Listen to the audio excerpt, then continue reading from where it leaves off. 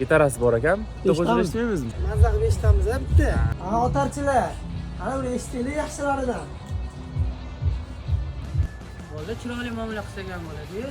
Qanaqa muomala qilish kerak senga?